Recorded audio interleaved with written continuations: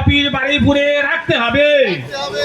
এই বারুইপুরে দক্ষিণ 24 পরগনা ডাক অফিস বারুইপুর থেকে স্থানান্তরিত করতে দেব না, দিচ্ছি না। এই ডাক অফিস বারুইপুর থেকে স্থানান্তরিত করতে দিচ্ছি না, দেব না, দিচ্ছি না, দেব না।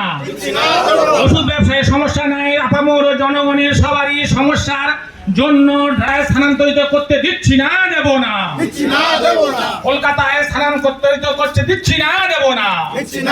সরকারের কথা মতো দুয়ারে সরকার অনুযায়ী দুয়ারের অফিস কলকাতায় স্থানান্তরিত করতে দিচ্ছি না, দেব না।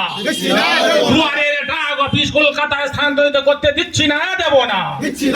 দুয়ারের ডাক অফিস কলকাতায় স্থানান্তরিত করতে দিচ্ছি না, দেব না।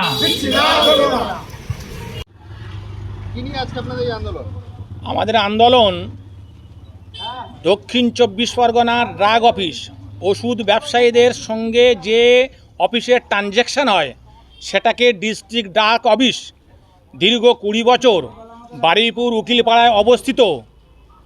অজ্ঞাতভাবে আমরা এটা জানতে পারলাম যে এই বারুইপুরের উকিলপাড়ায় যে দক্ষিণ 24 পরগনা ডাক অফিস এটা যাদবপুরে গড়ফায় স্থানান্তরিত হতেছে। তাই আমাদের দাবি শুধু ওষুধ ব্যবসায়ী নয়, আপামর জনগণের সবার অসুবিধা। এই অফিস বারুইপুরের অফিস দক্ষিণ 24 পরগনা অফিস বারুইপুরের অফিস বারুইপুরে থাকবে, এটা কেন কলকাতায় যাদবপুরে চলে যাবে? সরকার যেখানে দুয়ারে পরিষেবা দেওয়ার ব্যবস্থা করছে আর সেখানে দুয়ারের অফিস কলকাতায় কেন যাবে? এই নিয়ে আমাদের আন্দোলন, আমাদের অনেক প্রচেষ্টা।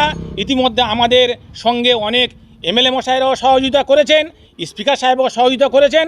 তাই সাথে সাথে আমাদেরও দাবি এই অফিসের যিনি ইনচার্জ তিনি তার ঊর্ধ্বতম কর্তৃপক্ষের কাছে আমাদের এই দাবিকে পৌঁছে দেবেন এবং যাতে এখানে থাকে ওনারও আন্তরিক সহযোগিতা আমরাও কাম্য। আপনার নাম? আমার নাম কুতুবুদ্দিন লস্কর। এই ওষুধ ব্যবসায়ীদের সংগঠনের মধ্যে এই আর কি, না প্রতিনিধি।